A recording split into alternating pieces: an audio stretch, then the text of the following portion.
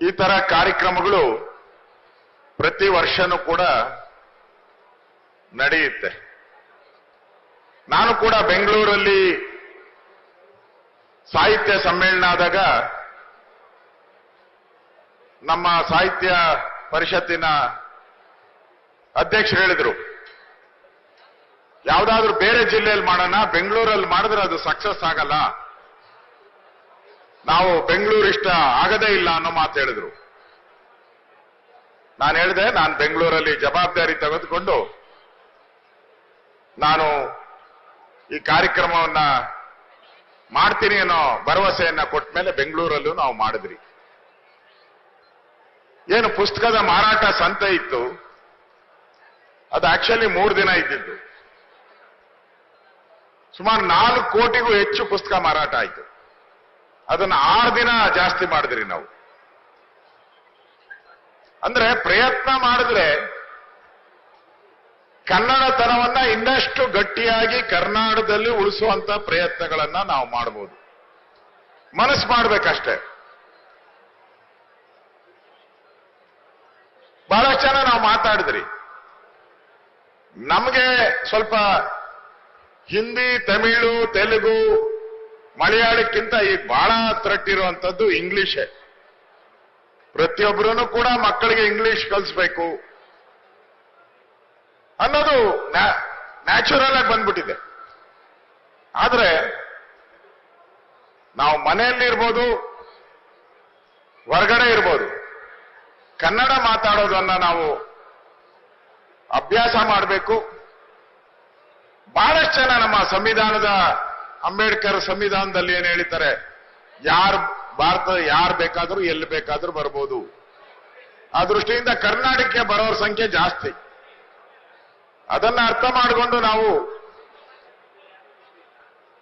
ಭಾಷೆಯನ್ನ ನೀವು ನೋಡಿ, ಯಾವುದೇ ಭಾಷೆ ನೋಡಿ, ನೀವು ಇಬ್ಬರು ತಮಿಳರು ಸೇರಿದ್ರೆ ತಮಿಳಲ್ಲೇ ಮಾತಾಡ್ತಾರೆ, ಇಬ್ಬರು ತೆಲುಗು ಮಾತಾಡೋರು ನೋಡಿ ತೆಲುಗಲ್ಲೇ ಮಾತಾಡ್ತಾರೆ, ಇಬ್ರು ಇಂಗ್ಲಿಷಲ್ಲಿ ಮಾತಾಡೋರು ನೋಡಿ ಇಬ್ರು ಇಂಗ್ಲಿಷಲ್ಲೇ ಮಾತಾಡ್ತಾರೆ. ನಾವಿಬ್ರು ಕನ್ನಡದವ್ರು ಸೇರಿದ್ರೆ ನಾವು ಕನ್ನಡದಲ್ಲಿ ಮಾತಾಡಲ್ಲ, ನನಗೆ ಇಂಗ್ಲಿಷ್ ಬರುತ್ತೆ ಅಂತೇಳಿ ಇಂಗ್ಲಿಷಲ್ಲೇ ಮಾತಾಡಕ್ ಹೋಗ್ತೀವಿ ನಾವು. ಅಥವಾ ಬೇರೆ ಭಾಷೆ ಬಂದ್ರೆ ನಾನ್ ತಮಿಳ್ ಮಾತಾಡ್ತೀನಿ ನೋಡು ಅಂತ ತಮಿಳ್ ಮಾತಾಡ್ತೀರಿ. ಹಂಗಾಗಿನೇ ನಮ್ ಬೆಂಗಳೂರು ಈ ಅಧ್ವಾನಕ್ಕೆ ಬಂದಿರುವಂತದ್ದು. ಇವತ್ತು ಬೆಂಗಳೂರು ಆಗಿ ಉಳಿದಿಲ್ಲ. ಆಗ್ಲೇ ಪೂರ್ವ ಭಾಗ ಏನಿದೆ ನಮ್ ಕೈ ಬಿಟ್ಟು ಹೋಗಿದೆ. ಸರ್ಕಾರ ಏನೋ 4 ಮೇಯರ್ ಮಾಡ್ತೀರಿ, 3 ಮೇಯರ್ ಮಾಡ್ತೀನಿ ಅಂತ ಹೇಳ್ತಾ ಇದ್ರು. ಹಂಗೇನ ನಮ್ಮ ಮೇಯರ್ ಮಾಡಿದ್ರೆ 2 ಮೇಯರ್ ನಮ್ಮವ್ರು ಆಗದೇ ಇಲ್ಲ.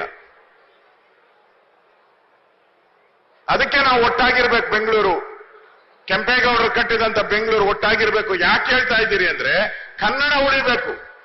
ಯಾರೋ ಒಬ್ಬ ಪರಭಾಷಿಕ ಒಬ್ಬ ಮೇಯರ್ ಆಗೋದ್ರೆ ನಮ್ ಕತೆ ಮುಗ್ದಂಗೆ ಅಲ್ಲಿ. ಅದರಿಂದ ಬೆಂಗಳೂರು ಒಟ್ಟಾಗಿದ್ರೆ ಕನ್ನಡ ಉಳಿಸುವಂತ ಕೆಲಸವನ್ನ ಆಗುತ್ತೆ, ರಾಜಕೀಯವಾಗೂ ಆಗುತ್ತೆ ಅನ್ನೋ ಭಾವನೆಯಿಂದ ನಾವು ಕೆಲಸ ಮಾಡಬೇಕಾಗಿದೆ. ನಾನು ಕೂಡ ಸನ್ಮಾನ್ಯ ಮಹೇಶ್ ಜೋಶಿ ಅವರು ಹೇಳಿದಂಗೆ ಡಾಕ್ಟರ್ ರಾಜ್ಕುಮಾರ್ ಅವರ ಗೋಕಾಕ್ ಚಳವಳಿಯಲ್ಲಿ ನಾನು ಕೂಡ ಹೋರಾಟದಲ್ಲಿ ಪಾಲ್ಗೊಂಡಿದ್ದೆ. ನ್ಯಾಷನಲ್ ಕಾಲೇಜ್, ನಾನು ಅವಾಗ PUC ವಿಪುರಂ ಕಾಲೇಜಲ್ಲಿ ಓದ್ತಾ ಇದ್ದೆ. ನ್ಯಾಷನಲ್ ಕಾಲೇಜಲ್ಲಿ ದೊಡ್ಡ ರ್ಯಾಲಿ, ನಾನು ಕೂಡ ಹೋಗಿದ್ದೆ. ಲಾಠಿ ಚಾರ್ಜ್ ಆಯ್ತು. ಅಲ್ಲಿಂದ ಕಾಂಪೌಂಡ್ ಹತ್ತಿ ಹೊಡೆದ್ರು, ಕಾಲು ಮುರಿದೋಯ್ತು. ಆಮೇಲೆ ಆಸ್ಪತ್ರೆ ಸೇರಿದ್ದೆ ನಾನು ಕೂಡ. ಮೊದಲೇ ನಾನು ಕನ್ನಡದ ಸಂಘಗಳಿರ್ಬೋದು, ಕನ್ನಡ ಭಾಷೆಯ ಬಗ್ಗೆ ವಿಶೇಷವಾದಂತ ಅಭಿಮಾನ ನಮ್ಮೆಲ್ಲರಿಗೂ ಇದೆ, ನನಗೂ ಇದೆ. ಅದರಿಂದ ರಾಷ್ಟ್ರಕವಿ ಕುವೆಂಪು ಅವರು ಒಂದ್ ಕಡೆ ಮಾತು ಹೇಳ್ತಾರೆ, ಕನ್ನಡಕ್ಕೆ ಹೋರಾಡು ಕನ್ನಡದ ಕಂದ, ಕನ್ನಡವ ಕಾಪಾಡು ನನ್ನ ಆನಂದ, ಜೋಗುಳದ ಹರಕೆ ಇದು ಮರೆಯದಿರು ಚಿನ್ನ, ಮರೆತೆ ಆದರೆ ಅಯ್ಯೋ ಮರೆತಂತೆ ನನ್ನ. ಕುವೆಂಪು ಅವರು ಹೇಳುವಂತ ಮಾತುಗಳಿದು. ಆ ದೃಷ್ಟಿಯಿಂದ ನಾವು ಕನ್ನಡವನ್ನ ಸರ್ಕಾರ ಮಾತ್ರ ಕನ್ನಡನ ಉದ್ಧಾರ ಮಾಡುತ್ತೆ ಅಂತ ಹೇಳಿದ್ರೆ 100% ಮಾಡಲ್ಲ, 100% ಮಾಡಲ್ಲ. ಜನದ ಒಂದು ಧ್ವನಿ ಜೋರಾದ್ರೆ, ನೀವು ನೋಡಿದ್ದೀರಾ ಸರ್ಕಾರ ಬಗ್ಗದು ಒಂದೇ ಒಂದಕ್ಕೆ, ಸರ್ಕಾರ ಬಗ್ಗದು ಒಂದೇ ಒಂದಕ್ಕೆ, ಅದು ಹೋರಾಟ. ಹೋರಾಟ ಬಿಟ್ರೆ ಇನ್ಯಾವುದಕ್ಕೂ ಸರ್ಕಾರ ಬಗ್ಗದೇ ಇಲ್ಲ. ಅದೇನು ಹೇಳ್ತಾರಲ್ಲ, ಮಗು ಅಳಲ್ಲ ಅಂದ್ರೆ ತಾಯಿ ಹಾಲು ಕೊಡಲ್ಲ ಅಂತ. ಆ ರೀತಿ ಸರ್ಕಾರಕ್ಕೆ ಹೋರಾಟ ಮಾಡೋ ಮುಖಾಂತರ ನಾವು ಕನ್ನಡವನ್ನ ಉಳಿಸುವಂತ ಒಂದು ಪ್ರಯತ್ನಗಳನ್ನ ನಾವು ಮಾಡಬೇಕಾಗಿದೆ. ನಮ್ಮೆಲ್ಲರ ಆಸೆ ಇರೋದು ಕನ್ನಡ ಉಳಿಬೇಕು. ಕನ್ನಡ ಇಲ್ಲ ಅಂದ್ರೆ ನಮ್ಮ ತನ ಹೊರಟೋಗ್ತೈತೆ, ನಮ್ಮ ತನನೇ ಇರಲ್ಲ ಕನ್ನಡ. ಇವತ್ತು ನಾವು ಅಮೆರಿಕ ನೋಡ್ತಾ ಇದ್ದೀರಿ, ಅಮೆರಿಕಾದಲ್ಲಿರ್ತಕ್ಕಂಥ ರೆಡ್ ಇಂಡಿಯನ್ಸ್ ಅವರು ಇವತ್ತು ಇಲ್ಲ ಅಲ್ಲಿ. ಮೊನ್ನೆ ನಾನು ಆ ನ್ಯೂಜಿಲೆಂಡ್ ಅಕ್ಕ, ಅದು ಬಹಳ ಫೇಮಸ್ ಆಗಿದೆ. ಒರಿಜಿನಲ್ ಅವರು ಮೂಲ ನಿವಾಸಿಗಳು ಅವರೇ ಈಗ ಹಕ್ಕುಗಳಿಗೋಸ್ಕರ ಹೋರಾಟ ಮಾಡ್ತಾ ಇದ್ದಾರೆ.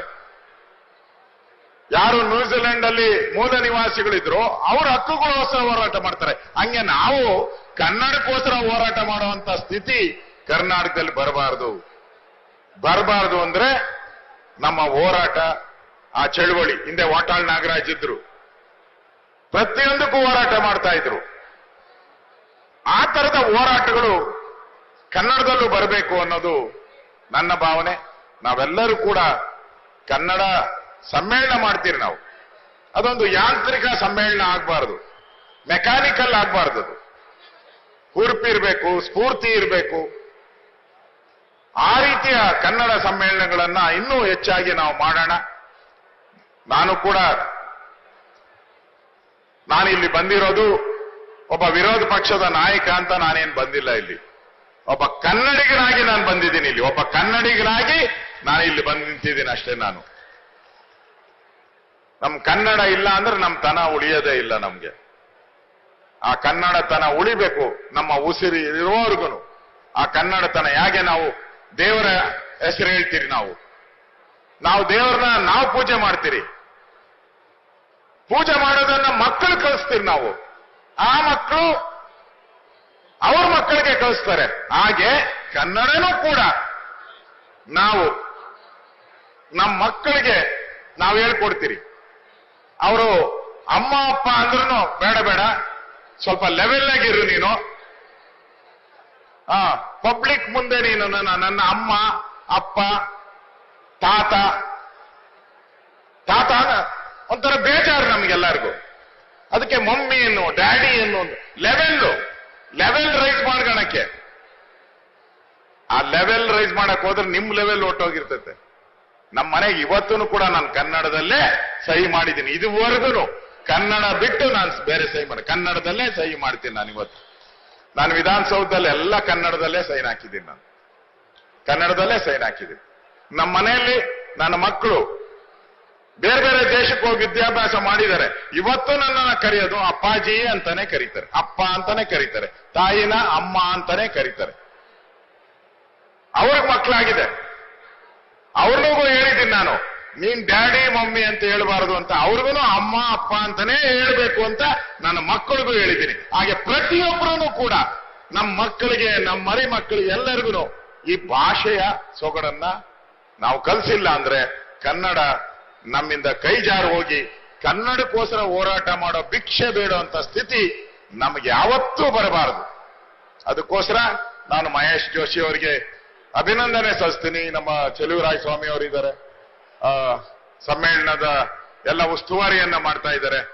ಸೊ ನಾನೆಲ್ಲರಿಗೂ ಇಷ್ಟೊಂದು ಒಳ್ಳೆಯ ರೀತಿಯಾದಂತ ಒಂದು ಸಮ್ಮೇಳನವನ್ನ ನಡೆಸಿದ್ದಾರೆ.